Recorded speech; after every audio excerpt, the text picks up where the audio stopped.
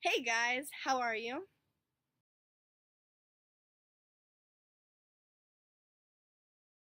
I'm glad. I'm great. Thanks for asking. If you did ask, and if you didn't, still good.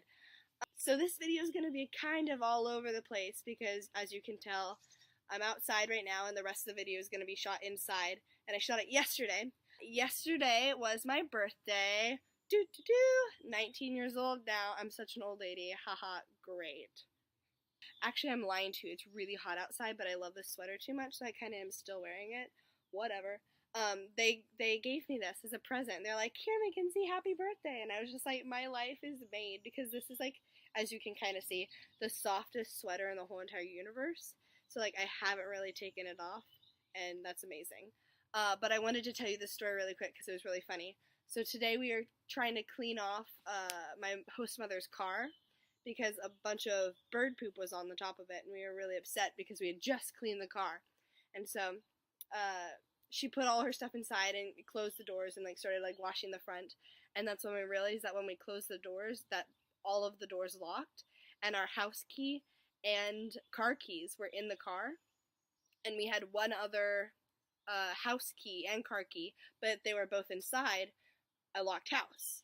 So we were like, how are we gonna do this? And so we realized that the upstairs window was still open.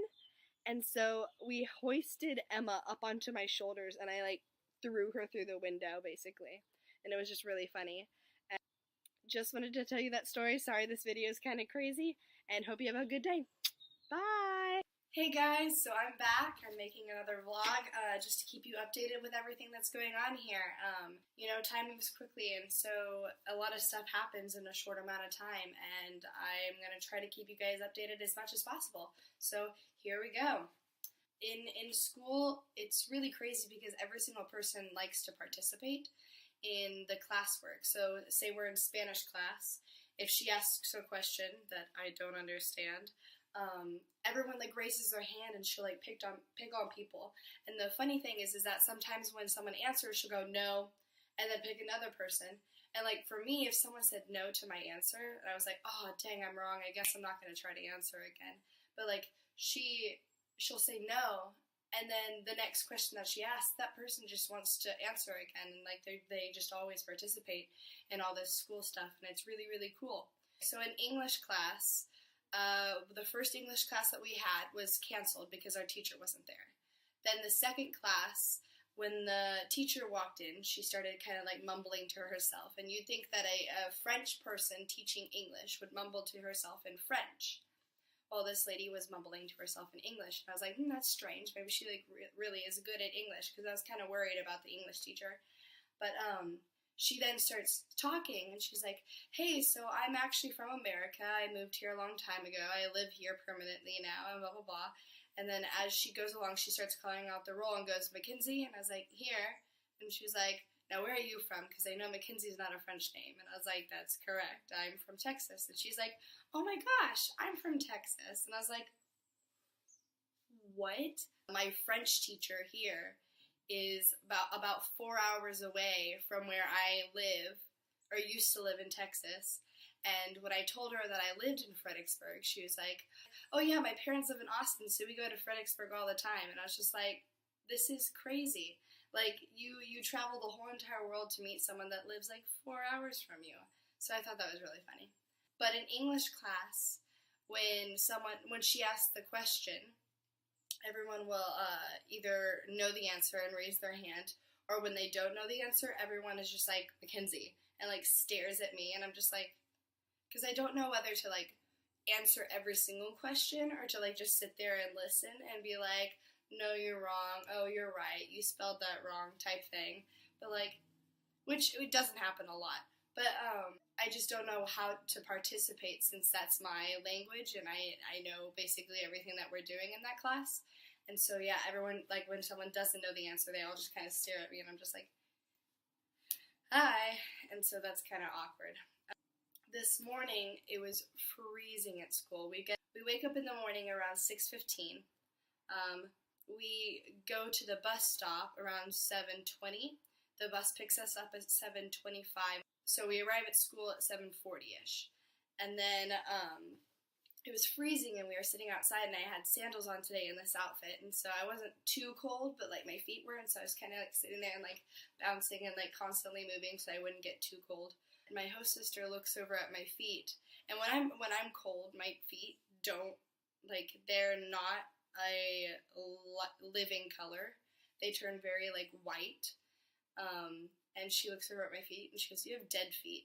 And I just thought that was the funniest thing ever, because my feet literally look like a dead person's foot because there's no blood in them and they're just like solid, like white.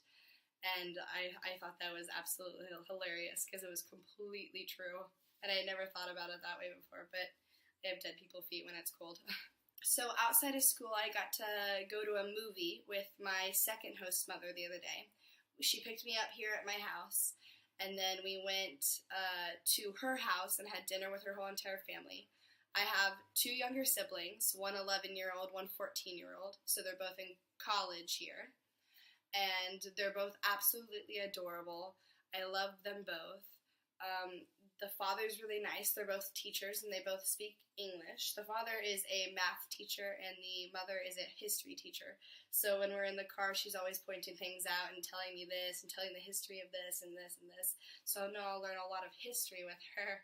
She knew that I love dance, and she used to dance as well, and so she picked me up, and she's like, "Hey, there's this really small movie theater that has two movie theaters in it. So it's like this." And they were playing a new movie, kind of documentary, that was called Releve. And it's about the opera ballet, and it was absolutely amazing. It's one of the ballets that they just put on. It was very modern and very not classical ballet. And after, I don't remember his name now, but after he was done with his ballet, he actually retired because he didn't like the way that the opera ballet ran things, because they're very old and they want to stay that way, and they have one way of doing something and they're not going to change it like ever. And he wanted to modernize it and make the stage nicer for the dancers and do this and do that, and he was like, and they were telling him no, so he retired, and now he lives in New York or LA. But it was a really, really interesting movie, and it was beautiful. The dancing was beautiful, and my mother, my second host mother, was explaining everything to me. She was like, "This is what's happening, and this is what he's saying, and blah, blah, blah." And a couple of things were in English because he does speak English. He married Natalie Portman because he did the choreography for Black Swan. So that's another way how we in America would know him. But I don't remember his name, so I'm sorry. I'll have to look it up and tell you next time. Also, an update. I've been trying this new thing with my hair. It's called bedhead. And it's where I take a shower at night, I sleep on it, and then I wake up and I do nothing to it.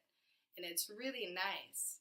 I like it way more than actually fixing the hair. It's way easier, and now that it's kind of getting longer and not way up here where I cut it off last summer, it's less fluffy, and so hopefully as it gets longer, the more it will weigh down, so it'll be like flatter. But I'm just kind of giving up on it because like we're by the ocean and it's humid sometimes and the salt in the air, and I'm just gonna leave it like it is. So the other day we went to the market. It was a Sunday, and we woke up and went to the Sunday market in Hosago, which is the town over. And I was told by my host mother to get the chicken while she was ordering some vegetables. And so I was standing in line, and I was praying that she would get back to the line before I had to speak to the man. And I knew kind of what to say. I wanted a half chicken, which is called a demi poulet. And so I was sitting there, and he just threw me off by going, "Madame?" And I was like, "Oh my gosh." And I was like, I told him I wanted a demi poulet, and he goes, "Hello." And I was like, "Oh, could you tell that was like, I'm American just by the way I said demi poulet?" I was so upset. And like it was actually really funny though. And so then when my host mother came back over, he said everything in French and then looked at me and repeated it in English, and I was just like, great. So that was really funny. Also, if you can hear it, my voice is very gone because we had Rotary Weekend this last weekend. It was in Wales, so about 3.5 hour drive from here. It was really, really fun, and I roomed with a girl from Texas, from Houston, Texas, a girl from Idaho, and a girl from Texas, Montgomery, Texas, and then one more from Mexico somewhere.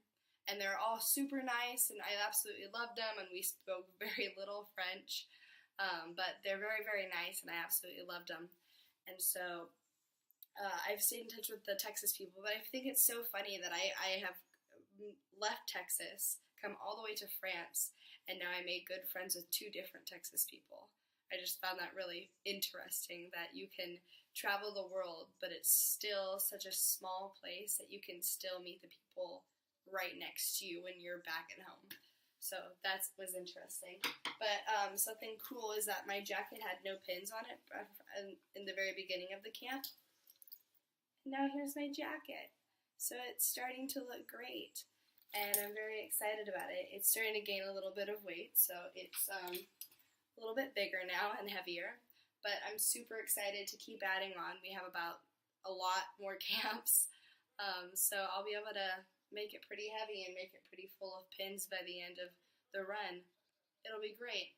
So, love you guys. I'll keep you updated in everything I do, and have a good day, whatever day it is.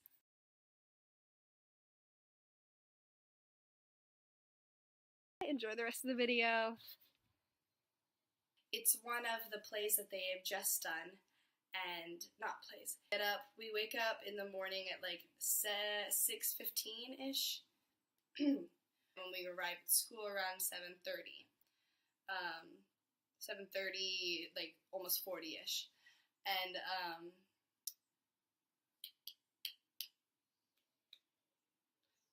the one that they just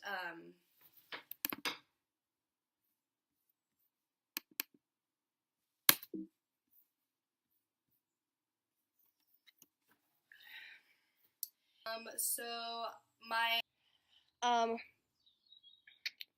such an old lady, great. What was he saying? I forgot.